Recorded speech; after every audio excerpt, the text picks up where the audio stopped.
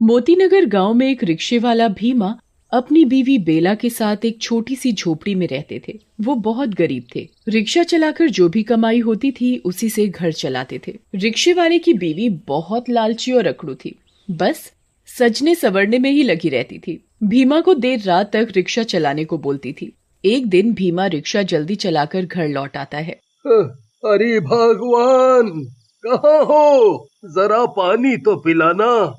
अजी पानी बाद में पीना, पहले जो आज कमाया है वो सारा मेरे हाथ में रखो।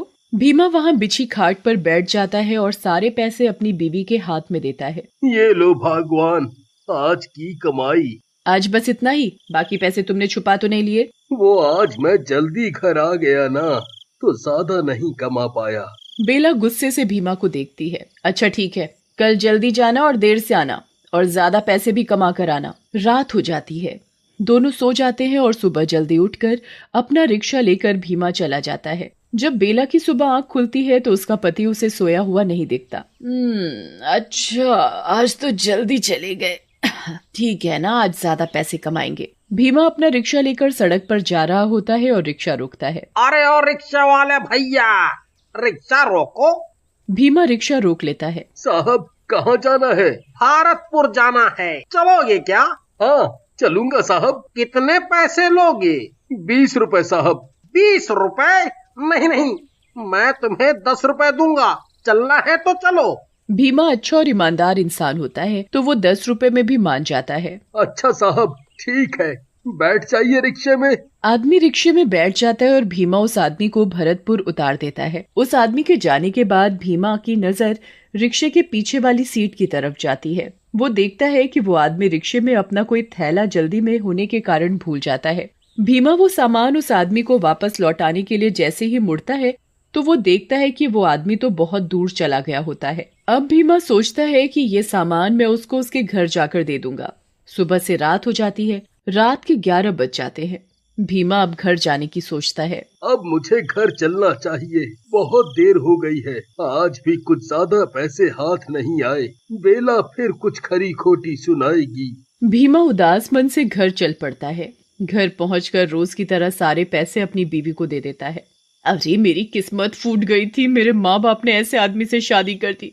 एक तो गरीब है, ऊपर से इसकी ईमानदारी। हे भगवान, ये ईमानदारी मुझे एक दिन भिखारन बनाकर छोड़ेगी। आसपास गांव वाले सभी उसके घर के पास खड़े होकर सब सुन रहे होते हैं। गांव वाले आपस में बातें कर रहे होते हैं। अरे भाई, इनका तो ये रोज रोज का लड़ाई झगड़ा हो गया है। हाँ भाई, ये भीमा तो सीधा साधा है, इसकी बीवी के आगे नहीं चलती। भाई, भीम की तो किस्मत ही फूट गई है। ऐसी बीवी से शादी करके बेचारा भीमा करे भी तो क्या करे। बीवी को पैसे के अलावा कुछ दिखाई नहीं देता। पैसा पैसा, बस पैसा चाहिए। चलो भाई चलो, अपने अपने घर चलते हैं। सभी गांव वाले अपने अपने घर चले जाते हैं। तभी बेला की नजर उस थैले पर पड़ती है जो वो आदमी रिक्शे में भूल जाता है। बेला जब उस थैले को खोलकर देखती है तो उसमें कुछ पैसे और कपड़े पड़े हुए होते हैं। बेला उसमें पैसे और कपड़े देखकर बहुत खुश हो जाती है। अरे वाह, आज क्या लॉटरी लग गई, इतने पैसे और इतने अच्छे कपड़े, मजा आ गया। पर ये थैला मिला कहाँ से? अजी सुनते हो, जरा आना, कुछ पूछना है तुमसे। हाँ, आ रहा हूँ, जरा रुको। हाँ, बोलो बेला, क्या पूछना है? सुनिए, ये थैला आपको कहाँ से मिला? अरे ये तो एक आदमी की सवारी मिली थी, तो वो भूल गया था। कल जाकर ये उस आदमी को वापस दे दूंगा। नहीं नहीं, तुम इसे वापस मत देना, इसे हम ही रख लेंगे। इतने सारे पैसे एक साथ हाथ लगे हैं और तुम इसे वापस करने को बोल रहे हो? पागल हो गए हो क्या? तुम्हारी इतनी कमाई भी नहीं होती जितनी इस थैले में रखी है। मैं तो इस थैले को वापस नहीं देने वाली, और अगली बार कोई सवारी तुम्हारे रिक्शे में सामान भूल जाए तो वो सामान सीधा मुझे दे देना। विवश होकर भीमा ने बेला की बात मान ली और आगे से उसके रिक्शे में कोई भी सवारी अपना सामान भूल जाती तो वो उसे बेला को दे देता था। कभी पैसे निकलते तो कभी गहने और कभी खाने का सामान मिल जाता था। एक दिन भीमा के रिक्शे में एक तांत्रिक बाबा आया। अरे ओ रिक्शा वाला, रुको तो जरा, हमको कहीं जाना है। हाँ बाबा, बोलिए, कहाँ जाना है आपको? जरा वो पास वाले जंगल पहुँचा दो बेटा। हाँ बाबा, बैठिए, मैं ले चलता हूँ। कितने लोगे? 30 रुपए। चलो ठीक है, दे देंगे 30 रुपए। बाबा भीमा के रिक्शे में बैठ जाता है और भीमा उस बाबा को जंगल तक पहुंचा देता है। बाबा भीमा को पैसे देकर चला जाता है, पर वो अपनी एक डिब्बी रिक्शे में ही भूल जाता है। उस डिब्बी पर भीमा की नजर पड़ जाती है और वो ये सोचता है कि शायद उसमें कोई अंगूठी होगी।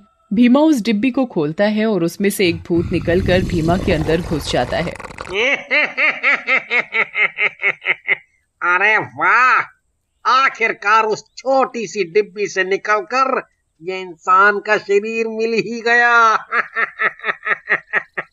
अब मैं लोगों को मार मार कर खाऊंगा। उसी वक्त उस जंगल के रास्ते से एक आदमी जा रहा होता है और आदमी को वो भूत देख लेता है। अरे वाह, इतनी जल्दी शिकार भी मिल गया। आज तो मजे आ गए, मजे। इसे तो अभी मार के खाता हूँ। और फिर वो भीमा का रिक्शा लेकर उसके घर चला जाता है। घर जाने से पहले वो भीमा का रूप धारण कर लेता है ताकि उसको कोई पहचान न सके कि वो एक भूत है। अब घर के अंदर चला जाता है और अंदर जाते ही सो जाता है। आधी रात को बेला को कुछ आवाज सुनाई देती है और वो उठकर देखती है तो भीमा सोते सोते कुछ अजीब सी आवाज निकाल रहा होता है। बेला इस चीज को नजरअंदाज करके सो जाती है। जब बेला सुबह उठकर देखती है तो भीमा रोज की तरह रिक्शा लेकर जा रहा होता है। बेला को बाहर से कुछ गांव वालों की चहल पहल की आवाज सुनाई पड़ती है। अरे, आज गांव वाले इतनी चहल पहल क्यों मचा रहे हैं? ऐसा क्या हो गया? जरा देखें तो क्या हुआ। बेला घर से बाहर जाती है और एक औरत से पूछती है, क्या हो गया बहन, सब इतनी चर्चा में क्यों लगे हुए हैं? अरे बस पूछो मत बेला, आज सुबह एक आदमी जंगल के पास बड़ी बुरी हालत में मिला है। क्या बुरी हालत? कैसी बुरी हालत? क्या हुआ था उसे? ऐसा लग रहा था उस आदमी को किसी जंगली जानवर ने नोच नोच के खा लिया हो। सारी जगह खूनम खून हो रखी थी। मैं तो देखकर ही घबरा गई। अच्छा, लगता है हमारे जंगल में कोई जंगली जानवर घुसा है। मैं अभी अपने पति से कहूंगी कि जरा संभाल के रिक्शा चलाए। हाँ बेला, तू ध्यान रखियो अपना। दूसरी तरफ भीमा के अंदर घुसा भूत रिक्शा चला रहा था। उसे जो भी सवारी मिलती उसे बैठा कर वो जंगल की तरफ ले जाकर खा जाता। ऐसा करते करते रात हो जाती है और वो भूत भीमा का रूप लेकर घर पहुंचता है। अगले दिन रात को बेला को फिर से कोई अजीब सी आवाजें सुनाई देती हैं। बेला देखती है कि उसका पति घर से बाहर कहीं जा रहा होता है। अरे, ये कहाँ जा रहे हैं? जरा देखूं तो सही। बेला उसका पीछा करती है। भीमा जंगल की तरफ जाकर फिर से भूत के रूप में आ जाता है। बेला ये सब देखकर बहुत घबरा जाती है। हे भगवान, ये क्या हो रहा है? मेरा पति भूत कैसे बन गया? हे भगवान। अब वो भूत किसी आदमी को पकड़कर उसको मार कर खा रहा होता है। बेला ये सब देखकर चौंक जाती है और सीधा घर की तरफ भाग जाती है। डरी हुई बेला घर के कमरे में जाकर छुप जाती है। हे भगवान जी, मैंने क्या देख लिया? बहुत डर लग रहा है। मेरा पति भूत कैसे बन गया? वो भूत वापस भीमा का रूप लेकर घर आकर सो जाता है और सुबह उठकर दोबारा रिक्शा लेकर लोगों को खाने चला जाता है। बेला सुबह उठकर रात की बात याद करके उसका हाल सोचने लगती है। तभी उसे याद आता है कि उस जंगल में एक तांत्रिक बाबा रहता है। वो बाबा, अब तो वो बाबा ही है जो मेरी मदद कर सकता है। हाँ, अब मुझे उसी बाबा के पास जाना चाहिए। बेला उस बाबा के पास जाती है और उसे सारी बातें बताती है। बाबा बहुत बड़ा अंतर्यामी होता है, तो अपनी योग शक्ति से वो सब जान लेते हैं। मैं सब जान चुका हूँ। मैं तेरे पति के रिक्शे में बैठा था एक बार और मेरे हाथ में एक छोटी सी डिब्बी थी जिसमें मैंने एक बुरी आत्मा कैद करके रखी थी। वो डिब्बी मैं तेरे पति के रिक्शे में ही भूल गया और उस पर तेरे पति की नजर पड़ गई। तेरे पति ने उस डिब्बी को खोल कर देखा और तभी उसके अंदर वो बुरी आत्मा समा गई। हे भगवान, मेरे लालच की वजह से आज मेरे पति मुसीबत में पड़ गए। अब मैं कभी लालच नहीं करूंगी बाबा। अब क्या इसका कोई हल नहीं? अब मेरे पति कभी ठीक नहीं हो पाएंगे। नहीं नहीं, ऐसा नहीं है। तेरा पति बिल्कुल ठीक हो जाएगा। मैंने अभी अभी अपनी योग शक्ति से ये पता लगा लिया है कि डिब्बी अभी भी उस जंगल में पड़ी हुई है। मैं अभी उसे लेकर आता हूँ। बाबा जंगल से उस डिब्बी को लेकर आते हैं और बेला के साथ उसके घर जाता है और कुछ मंत्र पढ़कर उस भूत को अपने वश में कर लेता है। फिर बाबा उस भूत को भीमा के शरीर से निकालकर अपनी डिब्बी में दोबारा बंद कर लेता है और भीमा वापस अपना रिक्शा लेकर घर लौट आता है। शुक्र है भगवान का कि तुम सही सलामत घर आ गए। आज के बाद मैं कभी लालच नहीं करूंगी।